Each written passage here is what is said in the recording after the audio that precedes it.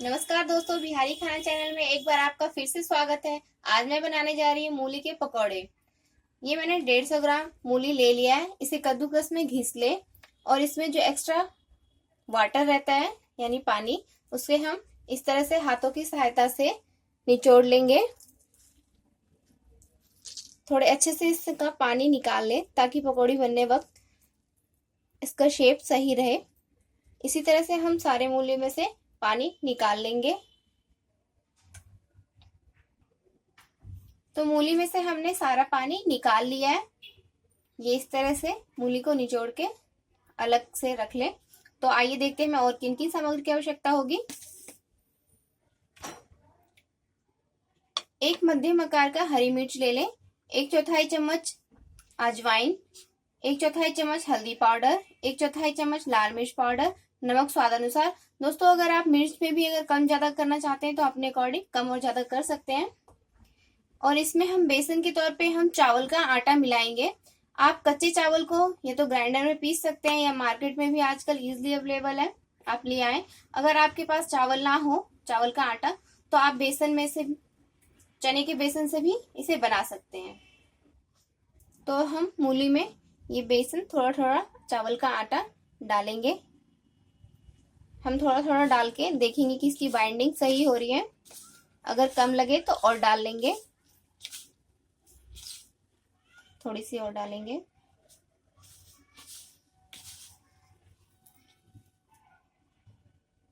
One fourth cup चावल का आटा डालें। नमक स्वाद अनुसार, लाल मिर्च पाउडर, हल्दी पाउडर, अजवाइन और हरी मिर्च। दोस्तों, टाइम तो अभी ठंड का है तो इसमें पकोड़ों का मजा अपना ही है चाय के साथ। इसलिए आज मैं आपके साथ मूली के पकोड़े शेयर कर रही हूँ। इन सबको अच्छे से मिला लेंगे। तो इस तरह से हमने इन सबको मिला लिया है। अब छोटे छोटे इस तरह से बनाते हुए मैंने ऑयल गर्म होने के लिए पहले डाल दिया था। आप कोई भी कुकिंग ऑयल यूज कर सकते हैं। मैंने यहाँ सरसों तेल डाला है। इस तरह का पतला पतला शेप देते हुए हम ऑयल में डालेंगे। हम मध्यम आंच के ऊपर ही इसे फ्राई करेंगे।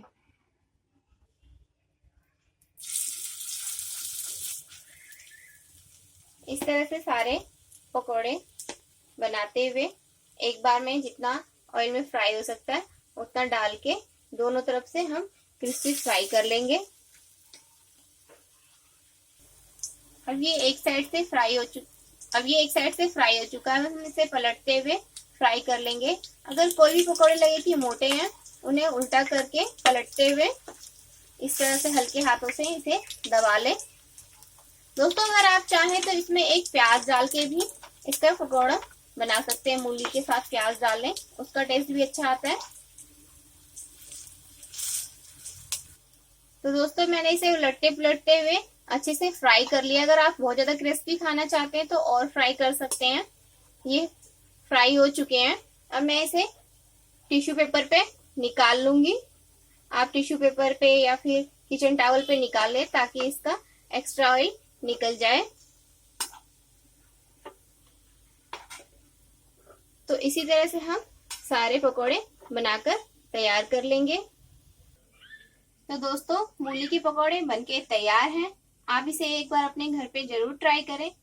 अगर आपको मेरा ये वीडियो पसंद आया हो तो मेरे वीडियो के नीचे लाइक का बटन क्लिक करें। और मेरे चैनल अभी तक आपने अगर सब्सक्राइब ना किया हो तो प्लीज मेरे चैनल को सब्सक्राइब जरूर करें।